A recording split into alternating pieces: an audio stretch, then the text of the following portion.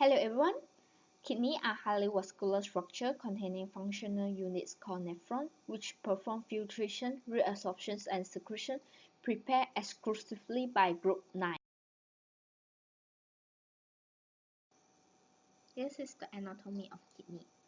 The outer membrane is known as the renal capsule, the outer part of kidney known as cortex, the inner part of kidney known as medulla, and the medullary pyramid is made up of the collecting ducts, and the basin-like structure is the pelvis, and the extension of pelvis is the calyx, and renal arteries, renal veins that send the blood back to the renal caval. Then the ureter collects the urine from kidney to the bladder.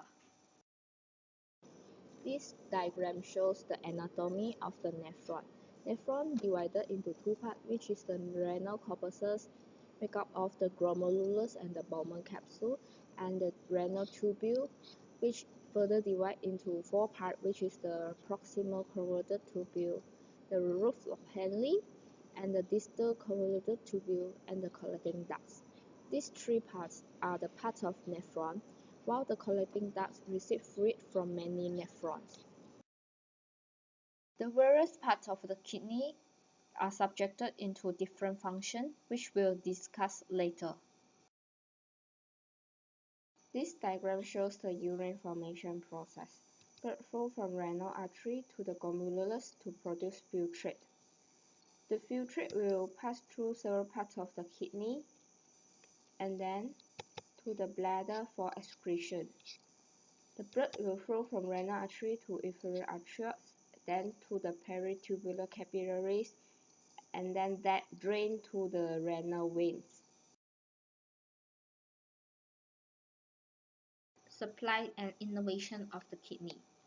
Blood flow from renal artery to the segmental artery, then to the interlobar arteries, to the cortical radiate artery, which is also known as the interlobular arteries, which supply blood to the region between the cortex and the medulla.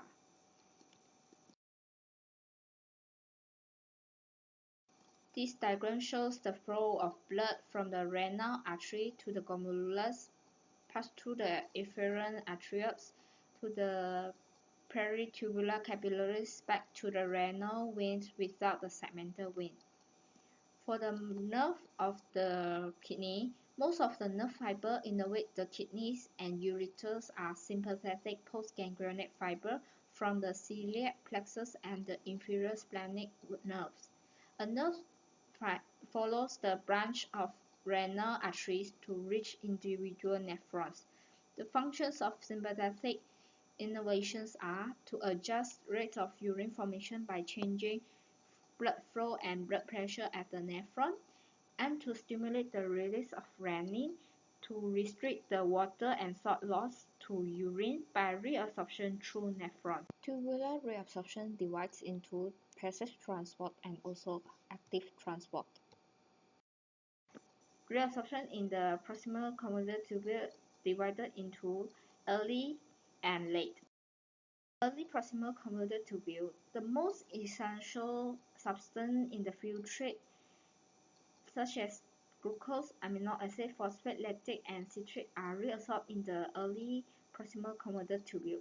This essential substance will bind to the sodium bicarbonate core transporter (MbCe1) to move sodium down its electrochemical gradient into tubule epithelial cells. Hence, the sodium gradient must be maintained by the sodium-potassium ATPase pump and the sodium-hydrogen antiportal.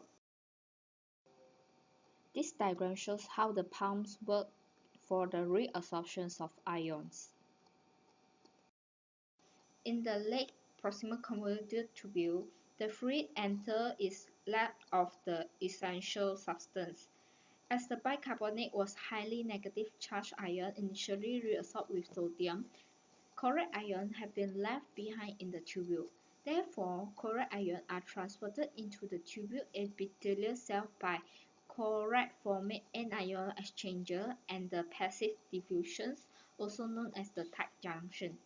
This diagram shows the chloride formate exchanges and the passive diffusions of chloride, where the passive diffusion. In the loops of Henle, counter current multiplication is the filtrate flow in opposite direction in the limbs of loops of Henle. Multiplication means the counter current flow enables the effects of the gradient to increase. The reabsorptions in the loops of Henle divided into descending limb and ascending limb. For the descending limb of the loops of Henle, it is more permeable to water and less permeable to salt. Therefore, water moves out. And the ascending limb divides into the thin part and the thick part. For the thin part, it is less permeable to water but more permeable to the ions. Therefore, the water will conserve in the thin part, and for the thick part, the sodium will be pumped out to the intestinium by the active transport mechanism. Reabsorptions of sodium occur through the apical membranes of sodium chloride co-transporter, also known as NCC. Sodium ion is transported across the basolateral membrane into the intestinium via the sodium-potassium ATPase pump, while chloride ion is transported from the cytosol into the intestinium via the chloride channel. This diagram shows exactly how this works. Calcium ions is also transported across the membrane to the intestinium through the sodium-calcium exchanger, also known as NCX1.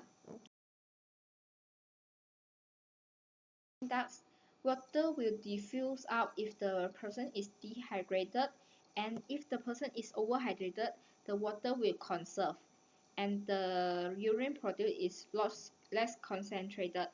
The permeability of the collecting ducts depends on the antidiuretic hormones. Some urea will diffuse out of the collecting duct and re-enter the loops of Henle. Tubular secretion is a process where the body is getting rid of the waste product through the urine. It happens via two mechanisms, which is the passive diffusion and the active transport. The substances that are secreted into the tubular fluid for removal from the body include the potassiums, hydrogens, ammoniums, ions, creatinine, urea, some hormones, toxins, and some drugs such as penicillin.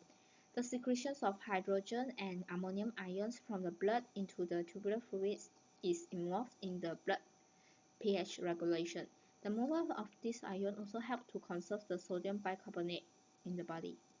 Tubular secretion is important for disposing substances, pneumatic and water substances such as urea and uric acid, getting rid of body excessive ion, controlling blood pH. For your information, only 1% of the originally filtered volume is passed out from the body as urine. Thank you.